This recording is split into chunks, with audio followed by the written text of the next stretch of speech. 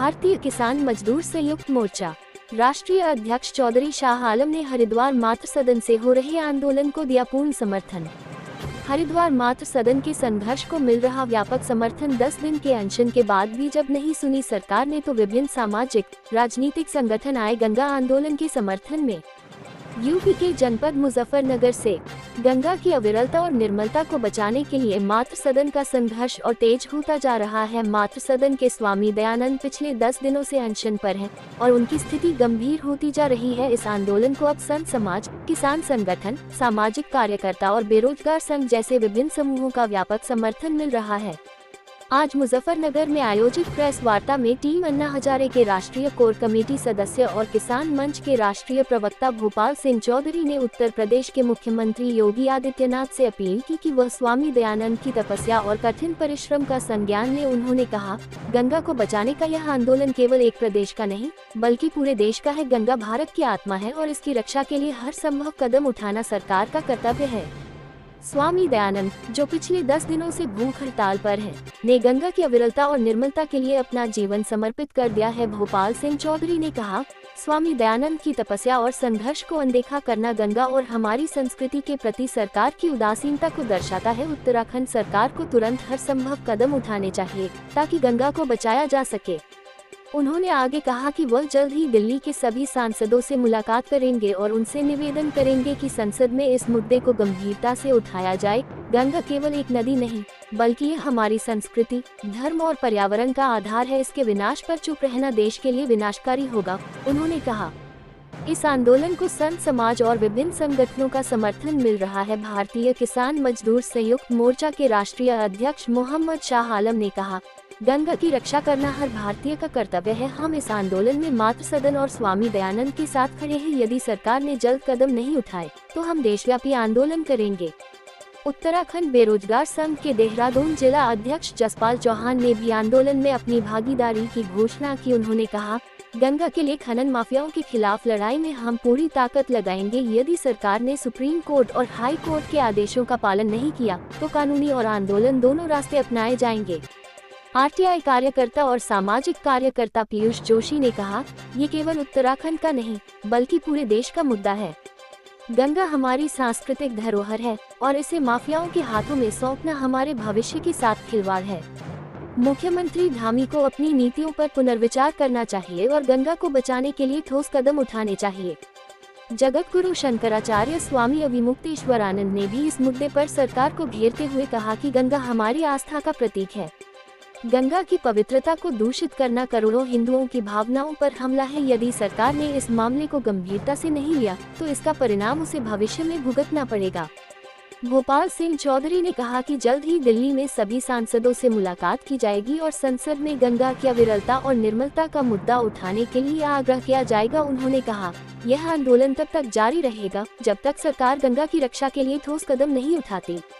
गंगा की अविरलता और निर्मलता को बचाने के लिए मातृ सदन का संघर्ष एक बड़े जन आंदोलन का रूप लेता जा रहा है। स्वामी दयानंद के अनशन ने इस आंदोलन को और अधिक गंभीर बना दिया है। विभिन्न संगठनों, संत समाज और जन समुदाय के साथ आने से सरकार पर दबाव बढ़ता जा रहा है। यदि जल्द ही ठोस कदम नहीं उठाए गए तो यह आंदोलन और व्यापक और तीव्र हो सकता है।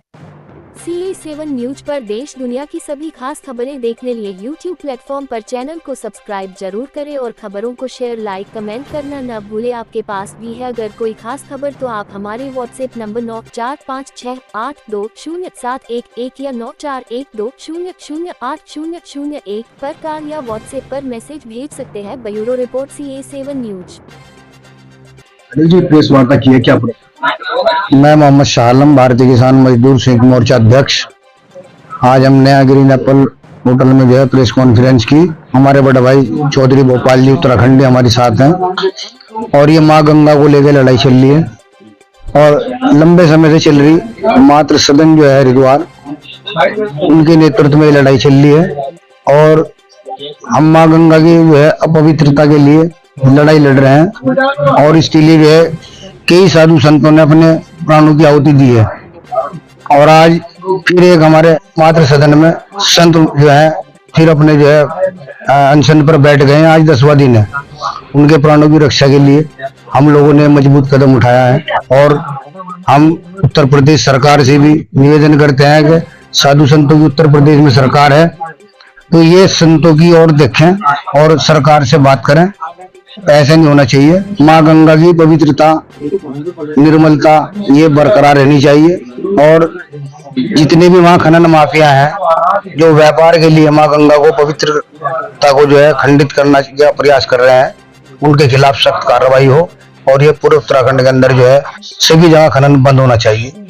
मातृ सदन के महाराज आज 10वें दिन अनशन पर हैं, उनके रक्षा के लिए हम लोग आज मैदान में हैं और इसके लिए हमें चाहे यूपी से उत्तराखंड से कहीं भी हमें हर राज्य के अंदर हम इस आंदोलन को बढ़ावेंगे। ये आंदोलन देशव्यापी आंदोलन होने जा रहा है तो इसीलिए भारत सरकार से अपील करते हैं कि मातृ सदन की ओर देखें, ध्यान दें और इस पर गौर करें और उनकी समस्याओं के समाधान को जल्द से जल्द निस्तारण करें। प्रदर्शन करेंगे आप उसके प्रदर्शन भी करेंगे। महाराज मातृ सदन से जो भी आदेश पारित होगा उनके प्राणों को महाराज के बचाने के लिए हम हर संभव और संघर्ष के लिए तैयार हैं। जय जवान जय किसान। बाकी की जानकारी हमारी गोपाल जी देंगे आपको, उत्तराखंड से आए हुए हैं। माँ गंगा की लड़ाई पहले से लड़ते आ रहे और आगे भी लड़ेंगे। क्या नाम है सर? मैं भूपाल सिंह हूँ और किसान मंच में हूँ, राष्ट्रीय प्रवक्ता हूँ, उपाध्यक्ष हूँ। और अन्ना हजारे जी जो है हमारे, तुमने नाम सुना होगा, उनकी एक राष्ट्रीय कोर कमेटी है, उसमें 10-11 लोग हैं, उसमें मैं भी एक सदस्य के रूप में काम करता हूँ। और माँ गंगा के लिए और हिमालय के लिए, पर्यावरण की रक्षा के लिए, प्रकृति को बचाने के लिए हम लोग काम करते हैं। और आजकल भी हमारे जो मातृ सदन हरिद्वार में है, हरिद्वार के अंदर एक संत आज फिर से दोबारा से 10वें दिन आज धरने में बैठे हुए हैं और भूख हड़ताल पे हैं और 10 दिन हो गए, सरकार उनकी सुध बुध नहीं ले रही है। इसलिए आज हम उत्तर प्रदेश के में भी आए हैं, उत्तर प्रदेश के मुजफ्फरनगर के अंदर हम लोग आए हैं और मुजफ्फरनगर और उत्तर प्रदेश की जनता को और यहाँ की सरकार को भी हम लोग आगाह करने आए हैं कि आप लोगों ने देखा होगा पिछली बार 3 संत उसी सदन के अंदर प्राण बलिदान दे चुके माँ गंगा की अविरलता, गंगा माँ की निर्मलता के लिए। जीडी अग्रवाल जो बहुत बड़े एक संत भी हुए थे और आईआईटी के प्रोफेसर भी थे, आपने 111 दिन तक तपस्या की थी और 111 दिन के बाद उनको पुलिस ने हॉस्पिटल ले जाकर उनकी हत्या कर दी गई थी। और ऐसा ना हो कि एक संत जो फिर आजकल बैठे हैं जिनको 10वां दिन है उनकी भी हत्या ना कर दी जाए। इसलिए हम लोग जनता को पहले बताने आ गए हैं कि उनके प्राणों की रक्षा की जाए। और अभी हम लोग दिल्ली जाएंगे और दिल्ली जाकर हम लोग सभी सांसदों से मिलेंगे, किसी भी पार्टी का सांसद है वो माँ गंगा की आवाज को उठाए और गंगा पर एक कानून बनाया जाए पूरे देश के अंदर, जो मांग हमारे पूर्व संतों की थी। और वो जो गंगा भगीरथ जी जिस गंगा को पृथ्वी पे लाए थे वही गंगा हम लोग खोलना चाहते हैं। और जो इतने सारे बड़े बांध इन्होंने विकास के नाम पर बना दिए गए उत्तराखंड के अंदर और हिमालय को नष्ट कर दिया गया है। और जब हिमालय नहीं बचेगा, गंगा नहीं बचेगी तो ये देश भी नहीं बचेगा।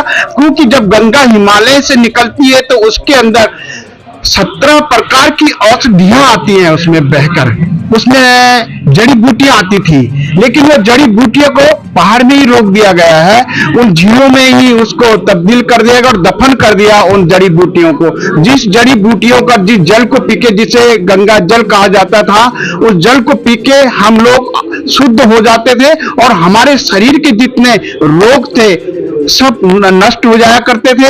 हमारे भारत की जितनी फसल थी खेतों में, जब वो गंगा जल जाता था तो जितनी हमारी फसलें थी, किसानों की जितनी फसलें थी, वो फसलें भी पवित्र हो जाया करती थी और जितने भी उसमें यूरिया वगैरह ये सब चीजें होती थी उसको नष्ट कर देती थी वो जड़ी बूटियां।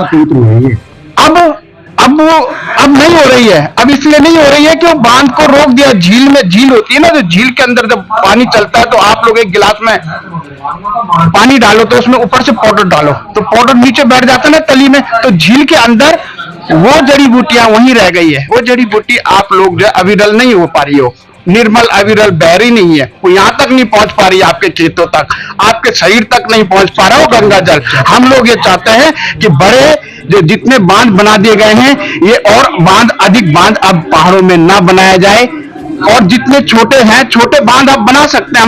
हम जानते हैं कि विकास भी चाहिए, देश को बिजली भी चाहिए। कई लोगों का, विकास वालों का कहना है हमको तो वैसे लोग विकास विरोधी कहते हैं, हमारे खिलाफ मुर्दाबाद के नारे भी लगाते हैं, भोपाल चौधरी मुर्दाबाद, लेकिन हम इस चीज की परवाह नहीं करते, क्योंकि हम जानते हैं कि विकास नहीं है, विनाश नहीं है। अभी जो मोदी जी एक ट्रेन ले जा रहे हैं हमारे पहाड़ों के अंदर, करण प्रयाग तक रेलवे लाइन जाने वाली है, वो रेलवे लाइन सफल नहीं होगी जब वो रेलवे लाइन रेल वहां जाएगी तो पहाड़ हिलेंगे, जब पहाड़ हिलेंगे, जब पहाड़ बुरी तरीके से हिलेंगे, दरकेंगे, पहाड़ दरकेंगे, तो उसके बाद हिमालय टूटेगा, क्रैक आएगी, उसके अंदर उनको विस्थापित करना पड़ेगा, जिस प्रकार से जोशीमठ के अंदर आपने किया था। एक बहुत बड़ी आपदा आई थी रेडी। विकास को लेकर आपत्ति है आपके? हाँ, विकास नहीं है, वो विनाश है। आप लोग विकास कह रहे हैं ना, वो विकास नहीं, विनाश है। हम उसको विकास नहीं कहते हैं। आपने जोशीमठ में देखा, रेणी गांव में एक बांध बनाया, उसको टूटा, कितने लोग मारे। दिक्कत है गंगा की पवित्रता को लेकर? गंगा की पवित्रता तभी तो बनेगी, तभी तो गंगा की पवित्रता रहेगी जब बांध नहीं होंगे, जब बांध नष्ट हो जाएंगे, खत्म हो गए। जिस भगीरथी जी जिस गंगा को लाए थे, बिल्कुल अविरल जो बह रही थी, जिस जल को 100 साल तक खराब नहीं होता था, बोतल में रख के, हमको वही जल चाहिए। आज हम लोग बाटली का 20 रुपए का 40 रुपए का जल पी रहे हैं, पहले पीते थे कभी नहीं पीते थे ना। आज हमको वही जड़ी बूटी आज फिर से गंगा में आएगी, तो ये पानी में जो आप लोग 20 रुपए की बोतली खरीद रहे हैं ना, वो नहीं खरीदनी पड़ेगी। आप बांध ना बने इसके लिए प्रेस कॉन्फ्रेंस? बिल्कुल बांध ना बने, इसलिए हम लोग प्रेस कॉन्फ्रेंस करें। गंगा